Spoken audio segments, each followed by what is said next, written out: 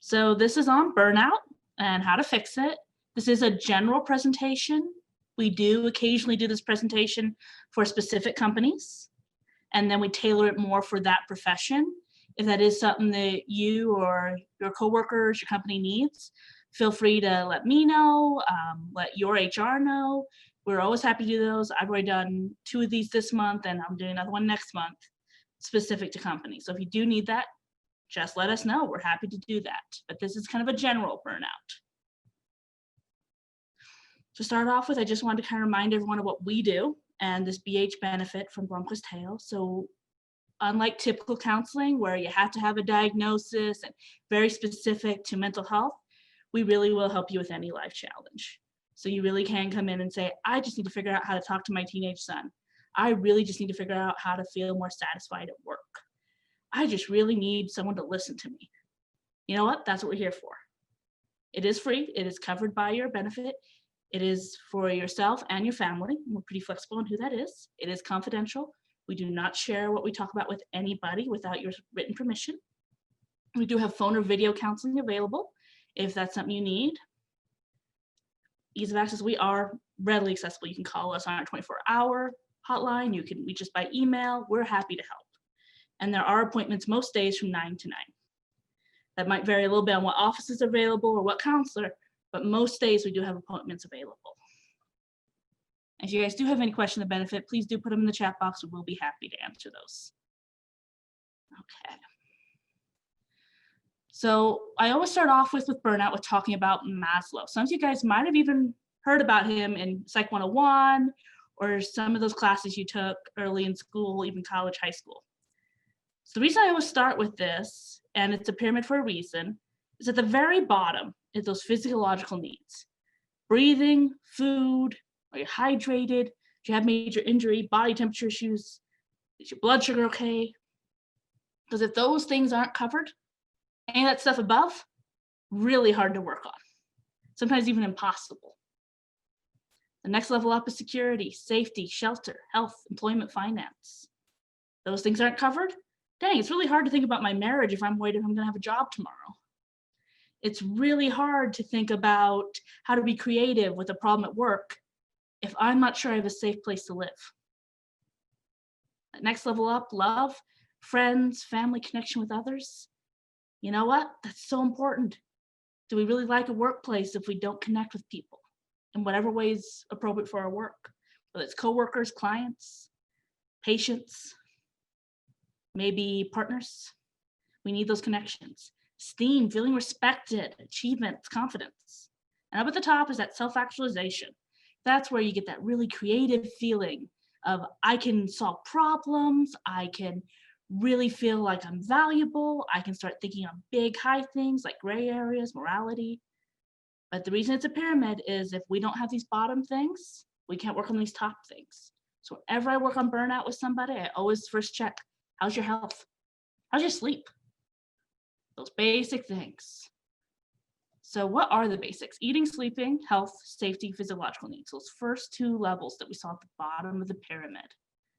Eating regularly, even if it's only snacks. Some of us work jobs where lunch hours really aren't a thing, and it's a darn shame. But even if you're having snacks, one of the things that'll happen is if you don't eat, your body eventually assumes there's a crisis. And so you start getting indications of appetite. Those indications go away, you're not gonna feel hungry, even though you should be eating. Your blood sugar might drop, you might get grumpy, not good. Healthy sleeping that's consistent. You know, some people work grave shifts, some have babies or small children, some have a spouse that snores like a lawnmower. We all have reasons why we don't get great sleep. But that sleep is so important. It's such a basic need. We know after only a few days, the body starts falling apart without sleep. So I always do ask about that healthy sleeping routine. A lot of times can make a big difference. Regular health checkups, staying home when ill, staying hydrated, managing your chronic conditions, prescribed medication, dressing for the weather, dental care. Some of you might work in one of those offices where it gets really cold or really hot. You know exactly what I'm talking about. How can you think about a project or work if you're feeling freezing cold? So making sure that you dress for that weather. If you're having tooth pain, and if anyone's ever had that, man, how can you focus on anything if that's not managed? Basic hygiene, so showering, cleanliness, clean hair, feeling like that's taken care of. It really does change a person sometimes when you can just have a hot, solid shower. Having a safe place to live, feeling safe at work, even feeling your loved ones are safe. Even if you're in a safe workplace, if you're worried about your family, it's really hard to keep your mind on work. And that's understandable. That is usually our priority. Our family, then our workplace, and that's reasonable, rational. But that's one of the reasons when those things are threatened, work becomes hard. So that next level up, employment finances, feeling secure in your employment, feeling your finances are enough to cover expenses, feeling debt is manageable, feeling able to support your family financially. One of the reasons 2020 has had way more burnout than we usually have is these basics have been threatened. Health, safety, employment, finances. Not just for us, but the people around us, our companies, our coworkers, our families, our kids. These are scary things. And it's really hard to focus on anything else. And so it feels like a real demand on your time if your boss says, hey, can you take on this extra project? When really what we're worried about is, am I going to be able to feed my family next month? Most of us would understand that. We just don't often think about it. We're just trying to get through the day. Family, friends, coworkers, connections, feeling close to people, having connections, having hobbies that we're passionate about, groups that we feel connected in part with, not just work groups, but bowling leagues, church groups, political groups, things that we feel connected with. Esteem, so feeling appreciated, feeling valued, feeling we're able to maintain our values, beliefs in our day-to-day, feeling we're making an impact with what we do. These are very important things. It's not a want, it's a need. We need to feel like we're making an impact. We need to feel valued. It's really hard to be creative, to do other things if we don't have that. Self-actualization, that's that top level again. Being able to grow in our values and beliefs, being creative, being able to take on challenges. Unfortunately, this year's had a lot of challenges. I don't think anyone would debate that. But think of all those levels that we're dealing with every day. It's so hard to take on these challenges when we're just trying to get through the day. And that's what's causing burnout for a lot of us. So what is burnout specifically? There's a lot of symptoms: feeling drained, unmotivated, disconnected from others, dreading work or another necessary interaction task, pulling up and going, I don't want to get out of the car, I don't want to go in. Really going, oh, do I have to go to that meeting? Oh, I hate that meeting, I don't want to bother, why do we even do this meeting? Trouble with sleep, feeling on edge, withdrawn behavior, being aggressive or even angry. Trouble concentrating, trouble thinking. Again, if we're struggling with those basics, really hard to do these. Feeling trapped, stuck, hopeless. I'm sure most of you have had a coworker at some point in your career that's been, it's not gonna get any better. Why do we even bother? I just don't know why I come to work anymore. It's a bad place to be. Feeling overly resentful of others or demands your time skill.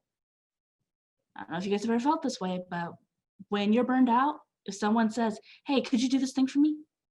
It feels like so much of a burden. Where normally it might feel, oh yeah, that's what I'm here for. But man, not when we're focused on those other things. Not when we're feeling that drained, unmotivated, why am I here? Long-term impacts of burnout. Decreased appetite, I was mentioning that earlier. If you're skipping meals, if you're stressed, that fight or flight mode is going to turn off that appetite because it's trying to get you through what it senses is an emergency. Now, usually work is not an actual emergency, but your brain can't tell that. It just knows you're stressed.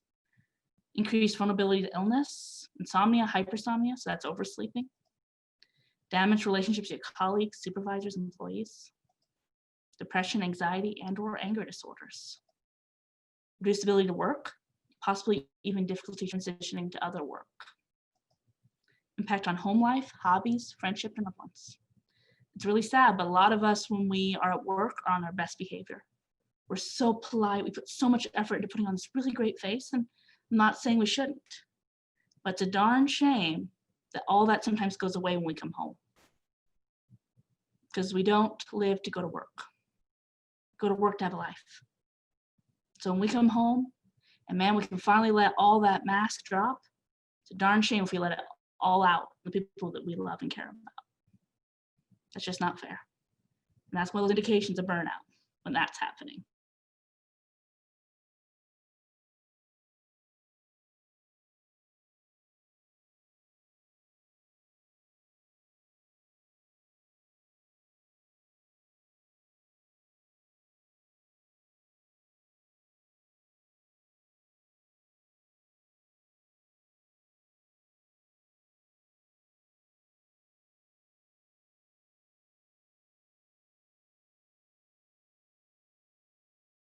Experiences in a certain time frame. And there isn't scientific evidence to show why this happens, but I think most of us know if we're going to have a stressful time at work, that's when we're going to have stressful time at home. If I'm going to lose a family member, that's also going to be the time where I have financial stress. If I'm going to lose one, I'm going to lose two. Stressors do come in multiples. And when you hit too many at once, it just makes us feel like, why bother? Whew, can't do it. That's emotional burnout. Digital burnout, a lot of us are getting used to this one. So it's too much time for screens or limited in-person interaction. Right now, it's often being referred to as Zoom burnout. From a lot of those Zoom meetings, one, it's a strain on the eyes. In fact, that's why I wear blue screen glasses most of the day to try to lessen that strain, because I get headaches from being in front of the screen too much. Do you recommend them? They're pretty cheap. They do help. But also just missing that personal interaction, missing seeing someone when you talk to them. Getting just tired of sitting in a chair for so long. All that feeds into digital burnout. So let's talk about work-home boundaries, one of those first big things to look at when we're fixing burnout beyond those basic self-care. Keeping work at home as much as possible, even when working from home. So that could be having a special place where you do work at home. I know it sounds silly, but in all honesty, home is supposed to be your not stress place. It's supposed to be a safety. So if I'm taking my work computer into the kitchen, where I also might eat with my family or my girlfriend, boyfriend, my husband, wife, man, now I'm associating my kitchen table with work. If I'm taking phone calls on the couch from work when I'm trying to watch TV, man, I'm going to start associating sitting there with work. It's not possible in every home, I know, but try to have certain places that you associate with work. Trying to have a certain area, certain clothes, something to indicate to your brain work time versus personal time. Having that space. Remember, we don't live to work. Not stay on the clock when it's not necessary. So easy to do these days. Check your email or worrying about work. If you're worrying about work when you're not on the clock, you, my friend, are working for free. I don't know what job you work. I don't need to. No job is worth you working for free. Not having hobbies or conversations about work. It's one of the things I see a lot, particularly in America. I'll introduce myself to someone, and the first thing they'll say is their name, like, I'm Mark, and I'm an electrician. That's great, but now I know nothing about you, Mark, except that your name's pretty normal and not particularly strange, and you do something with wires. We're not just our jobs. We're so much more than that. But if we don't invest in those things, that's all we have to talk about. At least that burnout too. We talked about this earlier, not reserving your best moods for work and letting your worst moods be at home. It's just a bad balance, and it makes you resent your workplace more. It hurts your relationships with your loved ones. There needs to be that balance. Not taking care of yourself so you can be your best. Some people will really work themselves down to the dirt and then feel bad because they're down in the dirt and not doing their best, which makes them feel worse, which puts them down lower. It's a vicious cycle. You got to take care of yourself first. I don't mean being selfish. That's a whole different discussion. But if you're not feeling well, you cannot perform well. And trying to figure out a way to perform well when you don't feel well, when you're not your best, trying to push yourself to do more when you can't do more, is just going to make you feel like you've run into a brick wall over and over and over again. Bruised, tired, frustrated. Don't do it. You can't make more when you can't give more. Keeping that in mind, being realistic. Disconnecting from work and how you act, rest, think, buffer space. So a lot of clients I've talked to this year, we talked about where's that buffer between work and home. Some do something like change outfits before they come home, or stop at 7-Eleven and get a Slurpee. I'm a lover of Slurpees, freely admit it. But it could also be going to the gym, for 30 minutes before you come home. Going on a long drive, something to give you that buffer to help your brain switch from work mode, home mode. Making success tangible. So a lot of our jobs these days are in computers. And for those of you that are in more people professions, sadly enough, most of the time when you see the people you serve, they're not going to be at their best. They're going to be maybe irritable, maybe having a hard time and really needing your help. So how do we feel success when we're only seeing people at their worst, or when all of our work is in the computer? It just makes us feel like we're not getting anywhere. So trying to make success tangible. Really thinking about what makes your work valuable to you, what drives you, how much time do you give those things? I'm not saying ignore tasks at work, but what are the tasks that make you feel like I make an impact? And how can you get more of those in your workday? How can you get that impact? A lot of teachers I've been working with, for example, where they get that impact for their job is that interaction with students. That's a little stifled these days with online teaching. So we've been talking a lot about how do I get that? How do I still get that feeling that I'm making an impact with my students when I can't see them? I can't be near them. And really exploring how do I get more of that? How much work you do feels tangible. How can you make intangible work tangible? It does depend a little bit on your work. Some of my clients, what we've been doing, instead of making checklists of everything that we got to get done that day, we just make a list of what did I accomplish today? Everyone's day can get derailed. Sometimes the things that you want to get done don't get done. But if you're focusing instead on what did I accomplish? You can remember, oh yeah, well, no, I didn't get these things done on my checklist, but I put 2 hours into really helping this case, and wow, that felt good. Sometimes we need that reminder so that we're not so focused on what did we not get done. It could also be doing some tangible work with your job. Finding ways to track it, finding ways to make that interaction more personal or more meaningful to you. Again, depends a little bit on the job and the person. Try to make it tangible when you can.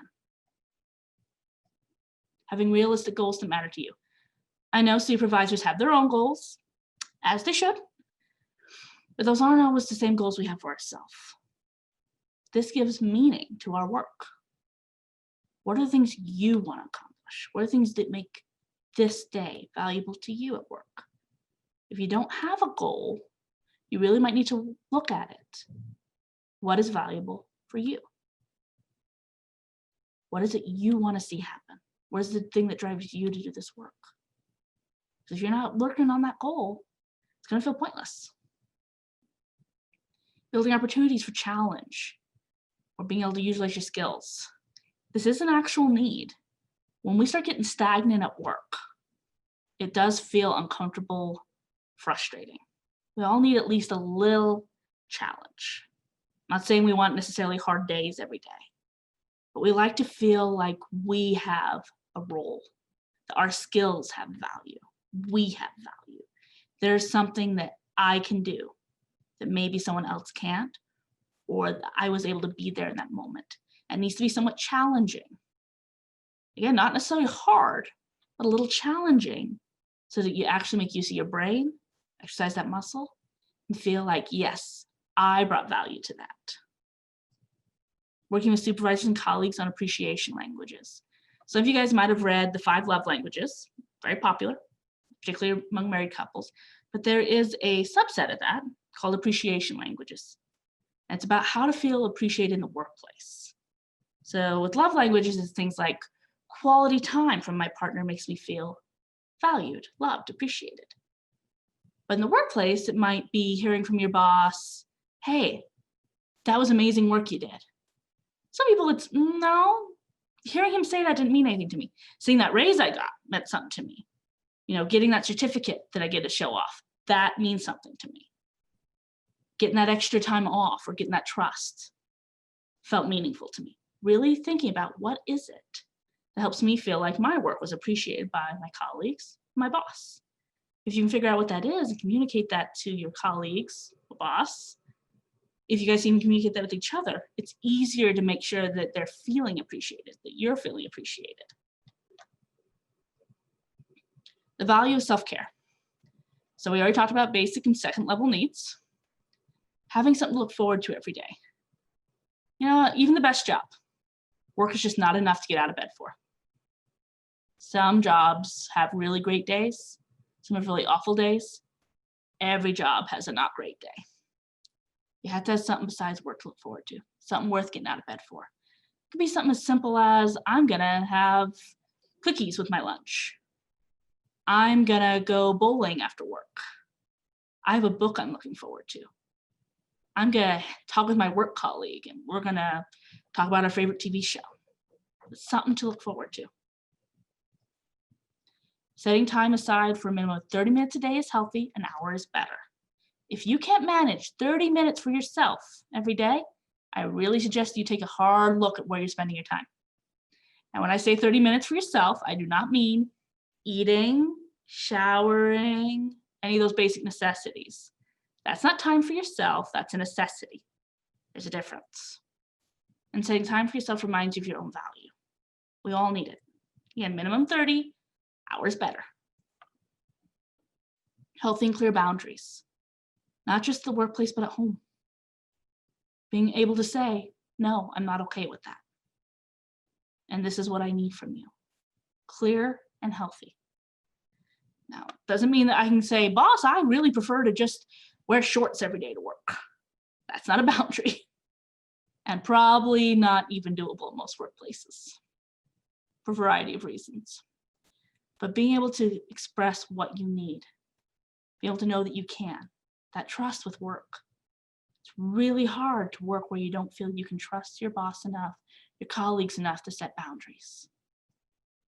Having time for hobbies and interests to ignite your passion, drive.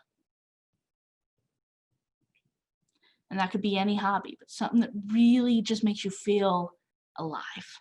It could be political, it could be a certain hobby with sports, it could be with reading, something that just makes you feel alive. Being able to enjoy your loved one hobbies and interests that are not connected to work. Again, work. We don't work to live. We don't live to work. We work to live.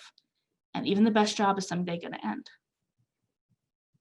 What do we have beyond that? We got to build things. You can't wait till you retire to have something beyond work.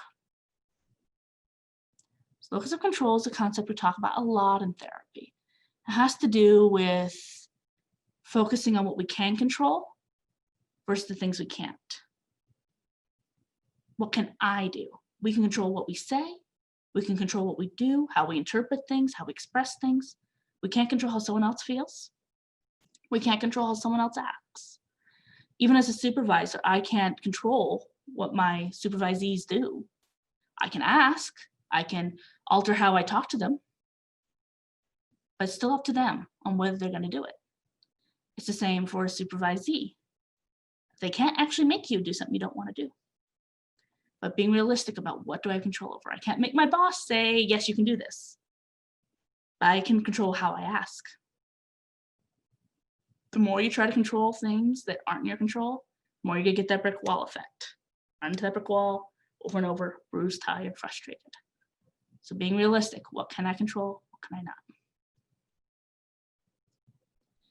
So here's just a little list of some things we can control beyond the ones I already mentioned.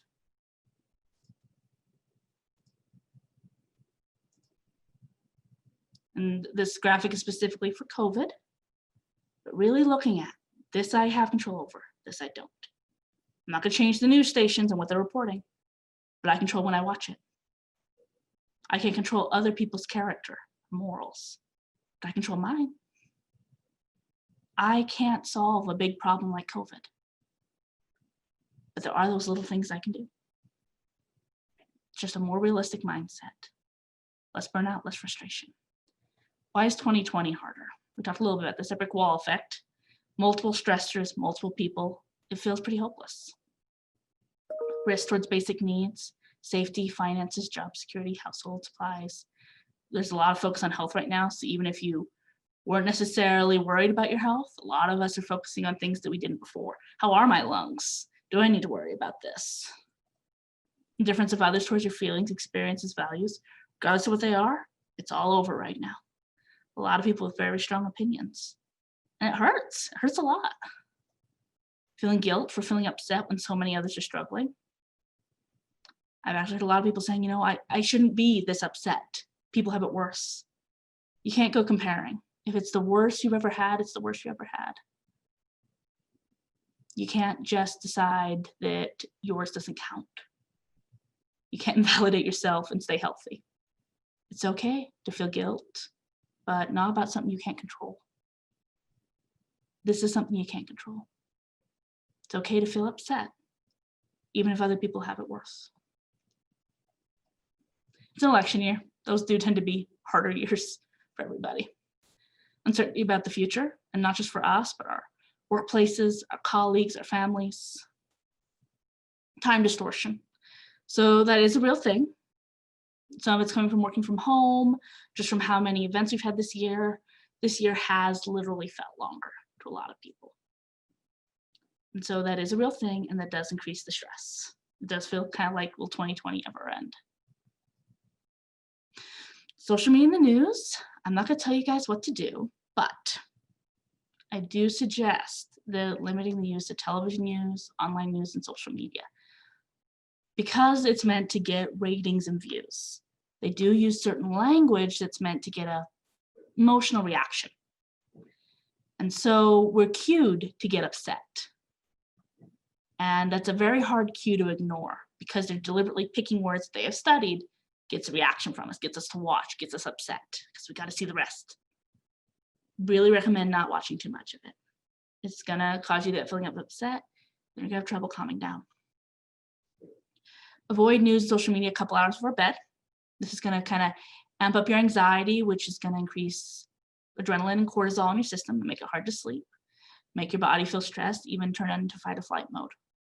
And we don't sleep when we feel like there's danger. Block or mute those that post things that upset you, so your social media can be a joy rather than a stressor. If you have that uncle or that sister-in-law that always just posts stuff that gets you all fired up, you can just mute them till the election's over. Unfriend them if you feel that's appropriate, because you know that every time you see it, it's going to get you all fired up. I'm probably going to stress you out more than help you. Check if what you're viewing is causing thought distortions. We are going to go a little bit over those. Challenge the thinking that may be causing you to feel upset. Making your time valuable. Building meaning and purpose into what you do. What is the value in all the things we do? If we don't feel like there's value in it, we don't want to bother with it. So what do you do beyond the paycheck? Is there no passion? If so, where can you build it? Maybe it means adding something to your day. Maybe it means even doing something outside your own job. Maybe it means doing something for your coworkers, like a peer-to-peer support group, or being part of a project that really just ignites that passion. We all need it at work. Rebound, don't crash. So when off the clock, don't just crash in the couch. Because what's gonna happen is a lot of us will turn on TV, pull up our phone, get on social media, play Angry Birds. I'm a little out of it, so maybe there's other games that are more popular. I still like Angry Birds. But you have nothing to show for those things. And we start getting the habit of just, I'm too tired. Well, do you want to do this? Do you want to do that? Too tired. We're not investing in our home life. We're not investing in that time outside of work. So rebound, bounce after you get off work. Go do something exciting, something fun, something that is meaningful to you. Don't just crash. Have something tangible to show for the time spent. Television, gaming, internet wormholes, YouTube, they don't necessarily give meaning or satisfaction. I mean, if you're gonna binge watch a TV show on Netflix, do something with it, do it with your spouse so that you guys are spending time together. Do a crossword, fold laundry. Because if you're spending the time to relax, say watching a YouTube channel, just every video you can find on there, and you don't have something to show for it, then you're gonna kick yourself for, well, I could have been doing this for the last 2 hours. And that's gonna defeat the purpose of relaxing in the first place. So don't waste the time. Add meaning to it, don't do it too much, or at the very least, don't kick yourself for it. The danger of workarounds. This is something I see a lot in the workplace. And so what I mean by a workaround is taking on extra responsibilities or tasks to prevent problems that you have limited influence responsibilities for. So for example, if I know that Joanna doesn't check in and I always do it for her, at some point I'm going to resent Joanna for it. And it's not my job to do that. If I know that we don't really have enough budget to cover something, and so I'm working extra hours or I'm doing something extra for it, at some point I'm going to resent it. This can lead to frustration, burnout with work. It can also cause a problem to be overlooked or not get the attention it needs. So for example, I have a student I supervise that's working on getting her full licensure, and there is a high demand at her work. And so she was like, well, I think I'm gonna work through lunch. As her supervisor who's helping her become fully licensed, I was like, no, because if you do that, you're gonna indicate that you can handle the load they're giving you by doing extra, because she was talking about working through lunch and working late. That's gonna indicate to supervisors, hey, she's got this. It's all covered, see, no problems. Sometimes you gotta let there be a problem for it to be fixed. Workarounds cover up problems. I do not recommend them. And again, they lead to frustration because you're doing something that isn't your problem. I'm not saying go march into your boss's office and say, we need more budget, we need more supplies. It's probably not gonna get you anywhere. But really think about where you're putting that energy. Really think about where you may be making workarounds where there shouldn't be workarounds. It can eventually give you that impression that you have control over something you don't have power over. So when a project goes belly up because there wasn't enough in it for you to do it in the first place, you might feel like you messed up. But sometimes the system failed you, not you. Sometimes systems do need to be critical to get the support they need. If it ain't broke, don't fix it. It's an old adage, but it's still true. Sometimes you gotta let it break so it gets fixed. It can cause conflict with colleagues, supervisors, supervisees. Sometimes we do a workaround, then it becomes, well, how come you stopped doing that? Because it's not my job. Well, you always did it before.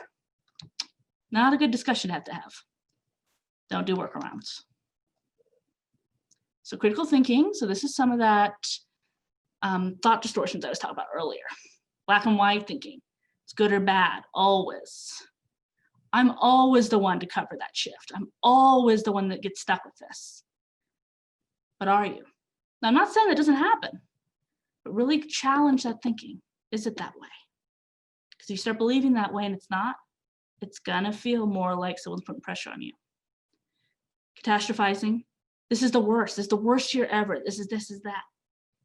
Don't fall into that trap. Sometimes it really isn't. When you decide it's a failure, it's gonna feel like a failure. Mind reading. We think feel according to our assumptions of what others are feeling. And I've heard all kinds of things. Well, they should know I'm mad. Well, how would they know that you're unhappy with your shift? Well, I keep showing up late to my shift. Well, yeah, but that doesn't necessarily tell me that you're unhappy with the shift. That might tell me that you're unreliable. I am a blunt speaker, so I do actually say that. But again, no one can mind read. If you're not saying what's going on, just assuming that they understand without telling them, you might need to challenge that thinking. Personalizing. She must be mad at me. It's always about me. I always cause problems. I'm always in trouble.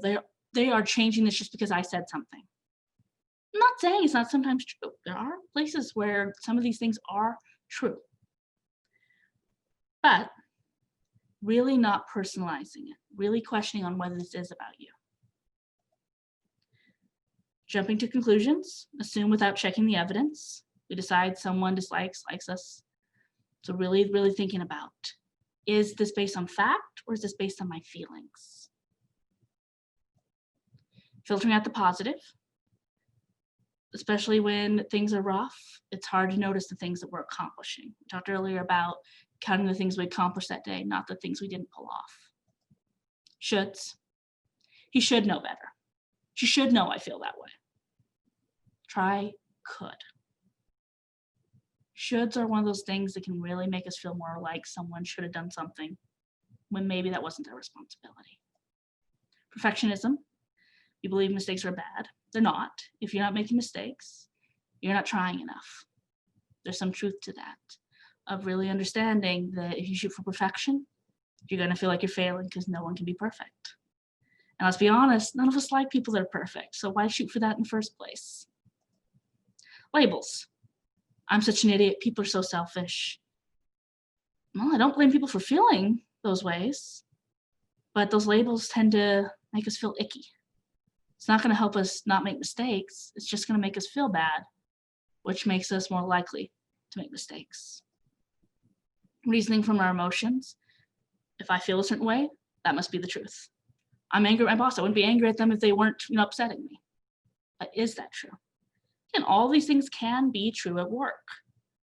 All I'm asking is that you kind of question some of that thinking to make sure it's reasonable. How to move from fear to logic. So our brains are wired for survival. That's one of the reasons when we're really stressed, a boss saying something like, hey, I need to talk to you after your shift. Our brains are already going, what'd I do? What happened? Oh no. What's he gonna say?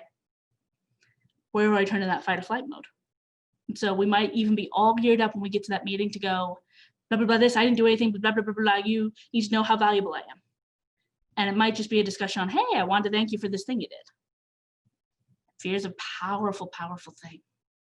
So becoming aware of that. Validate yourself. It's okay to be scared. It's okay to be worried. It's okay to be angry right now.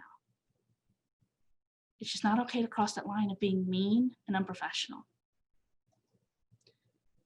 Close your eyes, take 5 deep breaths. So part of the reason we put that, I know it's one of the most frustrating things when you're upset for someone to say, okay, but you need to breathe.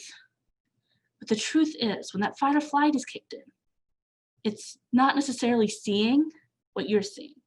It's seeing a threat. It's assuming because you're breathing fast, your heart rate's up, there's something deadly in this room and it needs to protect you. And that's one of the reasons we sometimes get a little aggressive when someone's criticizing us or we're in an argument with our spouse. But when you're breathing normally, just that in, out, it's an indication to your brain of, oh, nothing deadly? Oh, okay. It can help turn that mode off.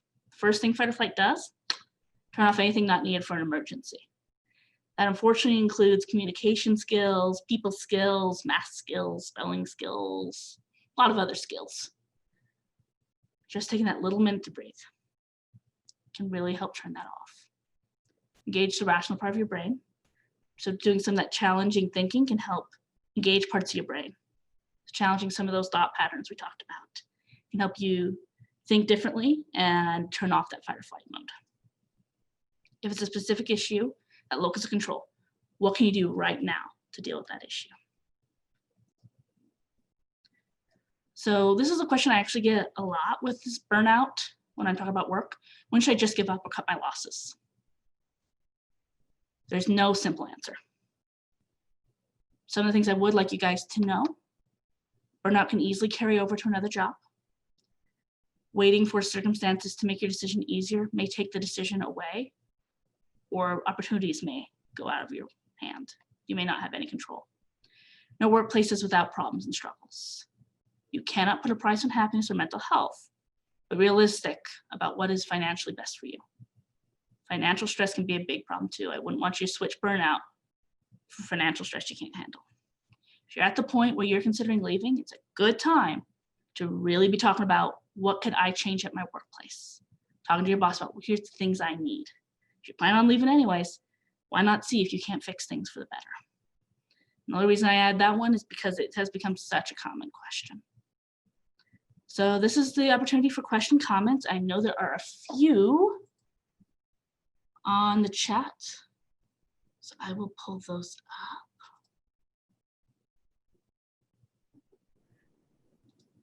And I apologize, you guys. I'm driving into the office. I had to come in and get something. I was at home before. So my original account is just running on my laptop, and now I'm on my computer. So if you sent a private chat to the other host account, you can send it to me privately on this one, and I can read it. So I apologize for that. I wasn't expecting to have to zoom in there, but I am. So sorry about that, you guys. It happens. So I don't see any questions. I see some comments. So true, I didn't catch when that was. And someone was talking about social media and how they deactivated their account. Yeah, I don't blame you. You can see some really ugly stuff on there, and it really makes you question some people. For Agreements is a great book. I do highly recommend it. I know it's not everyone's cup of tea, but it is short. And it's got some really good points about how you view things. And it's great for the workplace. It's also great for marriages.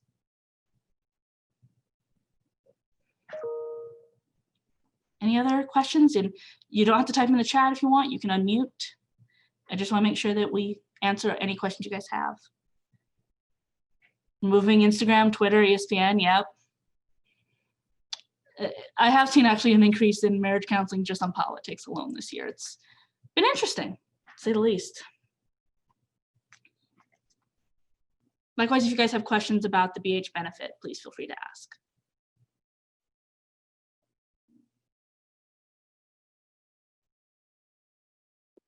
I'm not seeing any other questions come in, just comments like you said. So unless you have anything else to add, Elizabeth, I think we will wrap it up. No, nothing else to add. Just we're happy to see you at any time. Please do feel free to call. Our therapists love what they do. So if you guys do need something, even if you just have a question, honestly, ask us. I love answering emails when someone has a question. Was someone with a question? Did you say this was going to be? Did you say this was going to be posted? You're going to send out a link to this presentation so we can share it with others if we need to or want to. Mm-hmm. Do you want to answer that, Heather? Or do you want me to answer that? I can answer it. So I'm going to upload this as soon as I get home to our YouTube page. That's where I upload all our videos now. And then I will send you guys, as soon as that finishes uploading, I will send you guys the link. It'll probably be till tomorrow morning, but watch for that. And if you're okay with that, Elizabeth, are you okay if we use your presentation in PDF form? Absolutely. Okay, so I'll attach that with the email as well. So just watch for that. And I'd say if you don't receive it by like 2 p.m. tomorrow, just send me an email and I'll get it over to you. But you should have it automatically. And like I said earlier, if you do want one specifically for your workplace, we are happy to do that. We have done that a lot this year. Yep. So all of you guys, if you have the Blanca's Health benefit, all of you guys have a certain, well, most companies, I should say, have a certain number of workshops we can do individually for your company. So a certain number a year, I should say. So you can just reach out to me directly if you want to organize that, or have your HR person reach out to me directly, and I'm fine to get that organized. And then if you also want to email me, shoot me your phone number, and if you want to schedule an appointment or would like some personal recommendations on therapists that would be a good fit for your situation, feel free to do that. I'm happy to help out in that way as well. So just know you guys have an open line of communication with me, and yeah, we just want to be here to support you guys.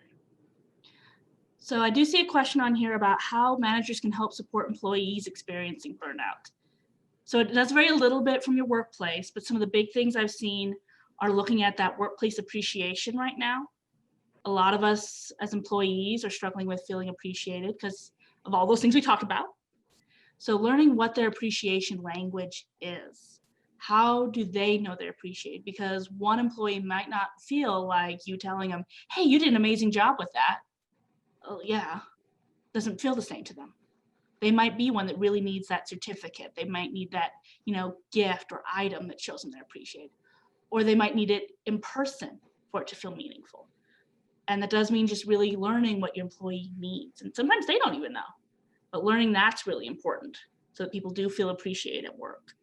Doing check-ins with employees. I know that our team as managers have been talking about how can we check in with our employees better? How can we make sure that they're not burning out and support them? So we've been doing regular check-ins with our employees. I know we have a goal of checking in with all of our employees on burnout specifically so that we can check that they're doing what they need and they feel supported.